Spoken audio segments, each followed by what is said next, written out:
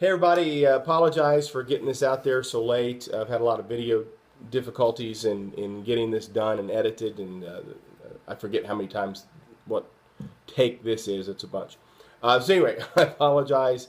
Thank you for your patience. We'll try to get this edited and out to you.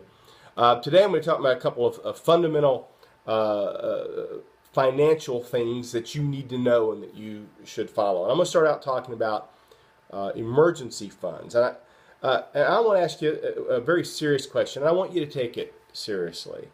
If you lost your job today, how long would it be before you could no longer meet your living expenses?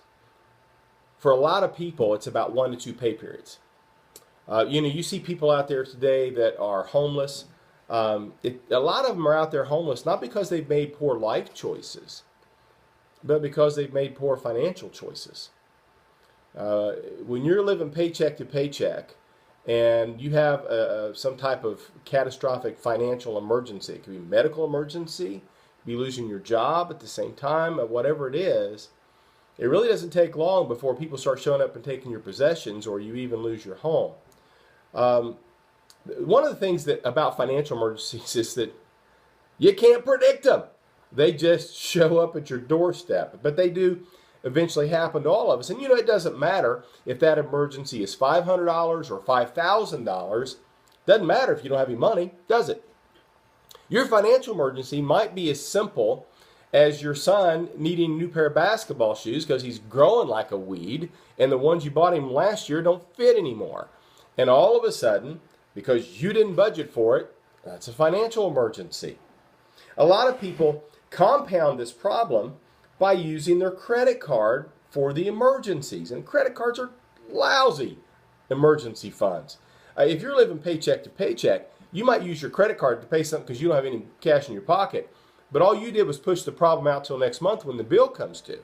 Okay, so credit cards really are a poor way to handle that. Listen to what Solomon said in Proverbs. He says, go watch the ant, you lazy person. Watch what they do and be wise. They have no commander, no leader, no ruler, but they store up food in the summer and gather their supplies at harvest. How long will you lie there, you lazy person? When will you get up from sleeping? You sleep a little, you take a nap, you fold your hands and lie down to rest. Soon you'll be as poor as if you had been robbed. You will have as little as if you'd been held up. And then Solomon said in Proverbs chapter 21, the wise man saves for the future, but the foolish man spends whatever he gets. Even in a nation as wealthy as the United States, the average family saves less than 5% of their disposable income.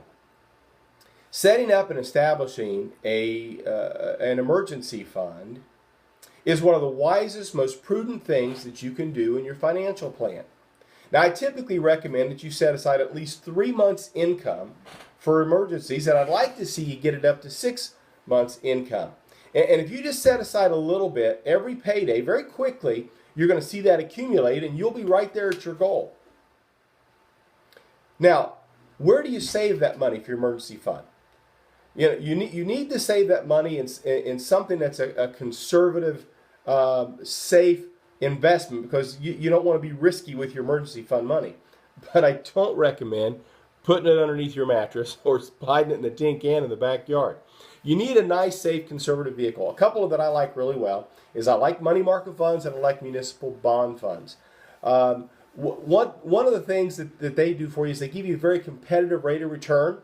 They may fluctuate a little bit, but they're going to be very competitive, and it's accessible, but not so accessible you're tempted just to pull it out to go to dinner. You're going to have to pick up a phone and call somebody or get online and pull it out of your account, and it's going to take a day or two to get to you. So I like them for that reason. You want that money to be more than arm's length away. Now, there's a couple other vehicles that are out there. Things like savings accounts. I'm not a big fan of savings accounts. You might like them, and that's fine. If that makes you feel good and feel comfortable, that's fantastic. But I don't like them for a couple of reasons. Number one, their interest rate is very low. By the time you factor in the fact that you have to pay taxes on the growth and you factor in what inflation was, you probably got a negative rate of return on your money. That's how poor the rate of return is. The second thing I don't like about them is that they're too easy to get the money out. That's why I call savings accounts put in takeout accounts. I mean, you put it in at the beginning of the month, you take it out by at the beginning of the month, take it out by the end of the month. I mean, let's face it. How many of you out there have really ever saved significant amounts of money in a savings account? Probably very few of you. So I'm not a big fan of that. I'm also not a big fan of certificates of deposit for an emergency fund. They're good for other things, but not for an emergency fund. Yes, they give you a competitive rate of return. Yes, they're secured, insured by the bank. But the downside is if you have a financial emergency, how do you get it? If you pull it out, they're going to charge you a substantial penalty, and that may have negated any of the interest that you gained on your money. So just not a big fan there. Everyone's situation, as I said, is a little bit different. Your risk tolerance may say, I'm going to put it in that savings account, and that's great. But just stick to it, leave it alone, and try not to bother. Go hide the ATM card if you have to. But here's the bottom line. A good sound financial plan is only as strong as its weakest link. And if you don't have an emergency fund, that's your weak link. Because the very first time you have a financial emergency, it's going to wreck your financial plan. Totally derail it. So what I want to tell you to do, start today setting aside a little bit of money every payday for an emergency. And then when that emergency comes, you have a blowout in your tire, you need car repair, you got a hot water tank that went out, whatever that is, kids need new tennis shoes. You're going to thank me that you set aside some money for it.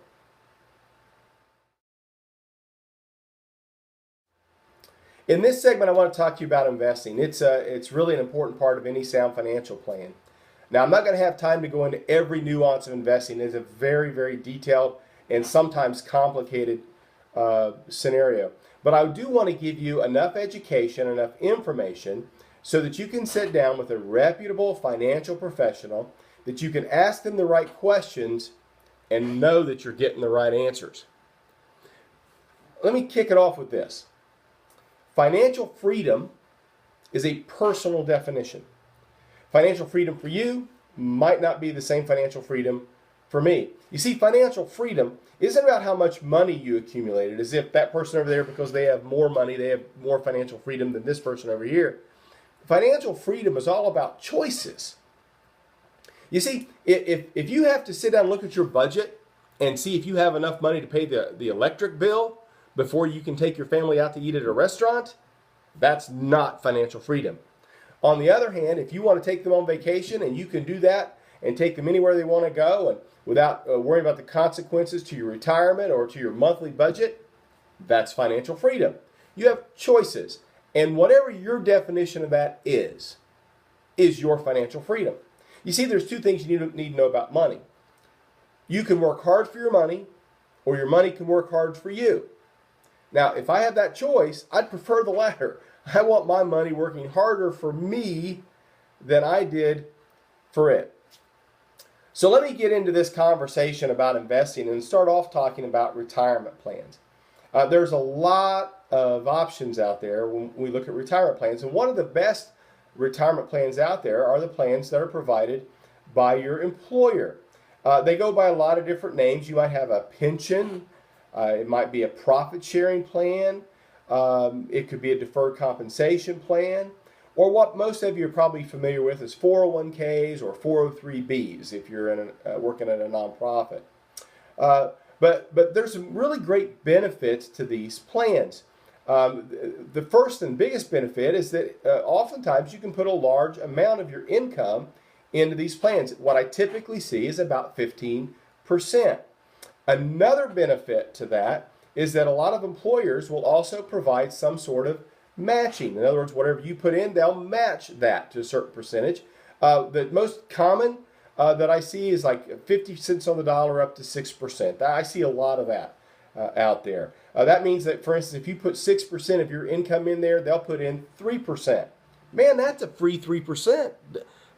Always, always, always max out what they're going to match. Otherwise, you're leaving money on the table. I mean, that's free money. You don't want to give that up. Now, another great benefit to these plans is that they grow on a tax-deferred basis. Now, what tax-deferred means, they're going to put in pre-tax money, okay, which lowers the amount of income that you show on your W-2s every year, so you're paying less tax now. And they're putting in your investment on a tax-deferred basis. In other words, you'll pay tax on it when you begin to pull it out. And different rules are for different, plans on when you can start doing that. But once you begin to pull that money out, you will then pay taxes. Now, the theory says that you'll be in a lower tax bracket when you retire, so you're not paying as much in taxes. I don't know that I believe that. And the reason is this. When you're young, you're probably at the bottom of the pay scale, okay? So you're not paying a lot of taxes anyway. But by the time you get older, you're probably at the top end of the pay scale, and you've elevated your lifestyle to where you probably want to keep that lifestyle, so you're actually pulling out more than when you put in. So I don't know that I hold to that whole theory about lower tax bracket, but nevertheless, the bottom line is this. You're going to pay taxes when you start pulling that money out. And so you're going to take your money, and you're going to invest it in whatever vehicles your company offers. They may offer a wide range of mutual funds. It might be a small selection of investments for mutual funds. They may match in company stock, or you can match it in whatever mutual funds you want. The choice all over. You need to sit down and talk to your human resources specialist or the plan administrator that they have set up and really find out what choices make the most sense for you. Typically, just a rule of thumb here, everybody's different, but typically a rule of thumb is if you're younger, you have time on your side, you can be more aggressive with your investments. As you get older, you should be making those investments more and more conservative. In other words, have more stocks or more bonds than you have stocks in your portfolio, so that you kind of protect what's been growing over the years. Again, your risk tolerance is based probably on your education, what you know, and how you feel. But talk to those professionals out there and find out which one makes the most sense for you. And let your money grow and let your money compound for you, okay? Now, most of these employer-sponsored plans have provisions in there that could be very beneficial to you. One of those provisions might be that you could pull some of the money out for a first-time home purchase or for medical emergencies. And oftentimes when you do that, the government has allowed that you can pull that out without having to pay a penalty for an early withdrawal. So certainly, again, talk to your human resources specialist about that. If you're in that situation and you need to take some of that money out, it's a great provision that's there for you. May keep you from going into debt or digging into your emergency fund to come up with those kinds of monies. But then there are other provisions that may or may not be beneficial to you. A lot of these plans have loan provisions. And in the loan provision, basically the way it works is you're able to borrow your own money and pay yourself back at a low interest rate. Now, while on the surface, that may look good because you may be able to get that at a lower rate than you could at a bank, and you're paying yourself back with the interest, and that sounds like a cool thing. There's one obvious pitfall to that, and that pitfall is that you're taking your money out of its earning power, and you're only earning the interest that you're paying back. You may have been earning a much higher rate when you were investing it. Now, here's what that means. If, let's say, you wanted to retire at age 65 with $1 million, because you took out a substantial loan early on in that, even though you're paying yourself back, now maybe you're only going to hit $700,000 or $800,000 at retirement. That means you're either going to have to change your quality of life when you retire, or you're going to have to live shorter, not an option, or you're going to have to work longer, okay? So be sure that you understand, run the numbers, have your financial professional run those numbers before you take out that loan, just to see how much that's going to impact your bottom line at retirement. Make sure you're going to have enough to last your lifespan. Most of us, I think the lifespan of the average adult in the United States is about age 90. So make sure it's going to last you long enough. Another big pitfall to taking out this loan that a lot of people aren't quite aware of is that if you leave your job or lose your job, whatever the unpaid balance is on that loan, the IRS is going to treat that as an early withdrawal of your retirement money. So you're going to have to pay taxes and penalty on that amount of money unless you can pay it back at the time you leave your job. That's a big hit. I mean, that's a huge hit for people. You know, the tax and penalty on that could be as much as 30 or 40% of the unpaid balance on top of the unpaid balance.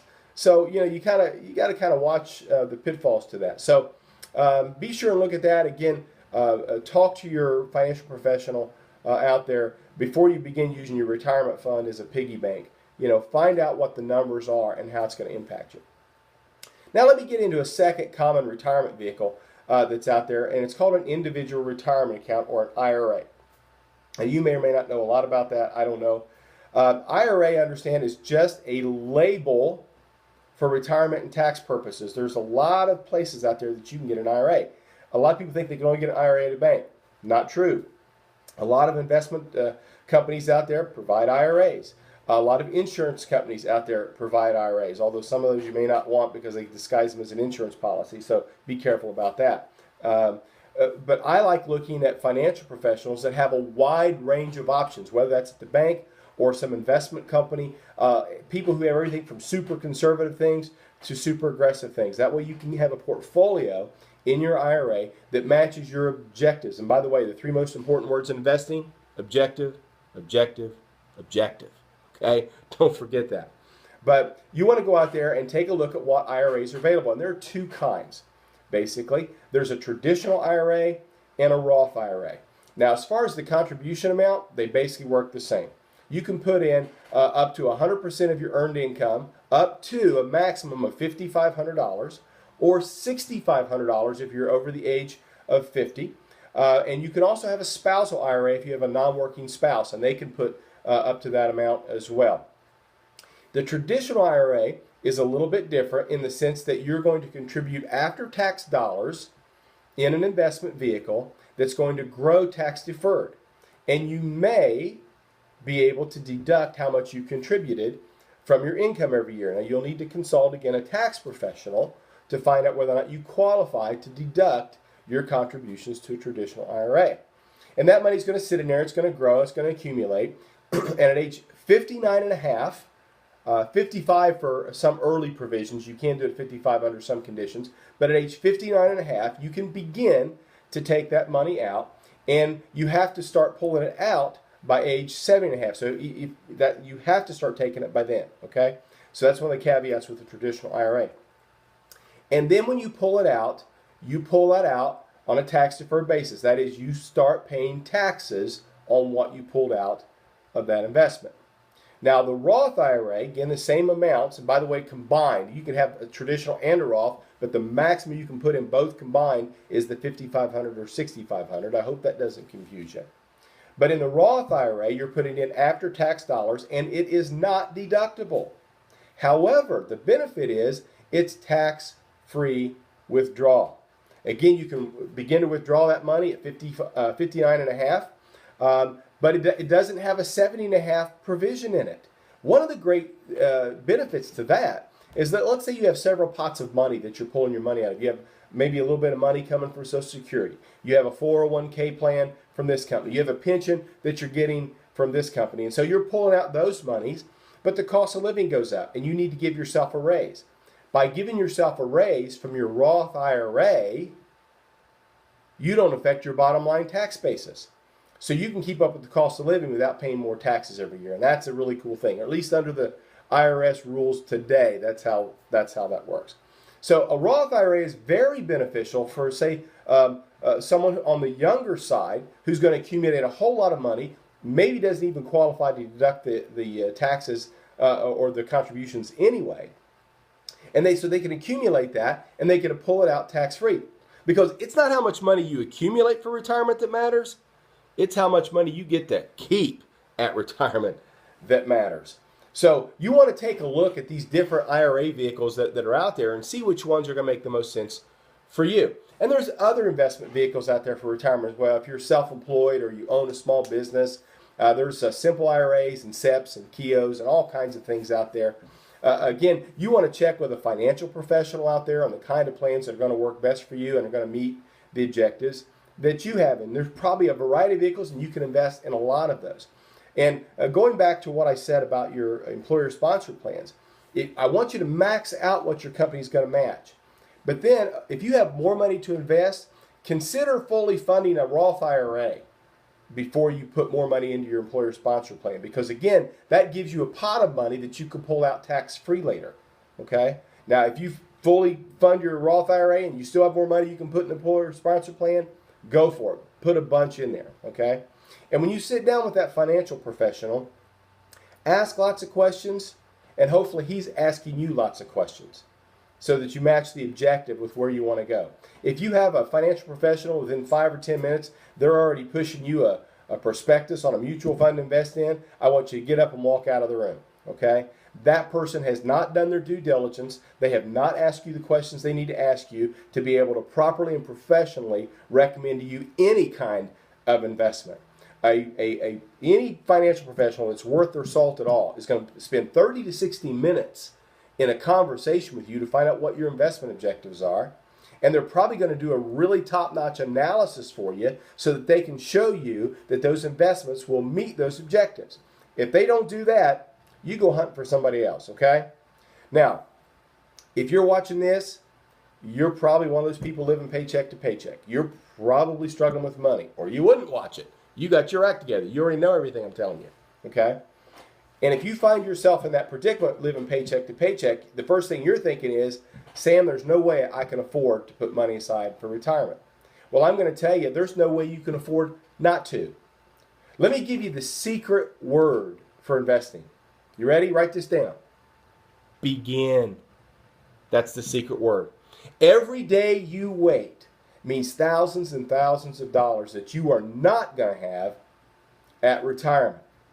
Solomon said in Proverbs 13, he who gathers money little by little makes it grow. And if you begin today just doing little by little, a lot of mutual funds will let you start with as little as $50 a month to start investing for retirement. A lot of employer-sponsored plans will let you start with as little as 1% of your income. Start today. And someday when retirement gets here, and it will, you're going to be thankful that you begin to set aside a little bit of money and you now have financial freedom. God bless you all. We'll see you in the next episode.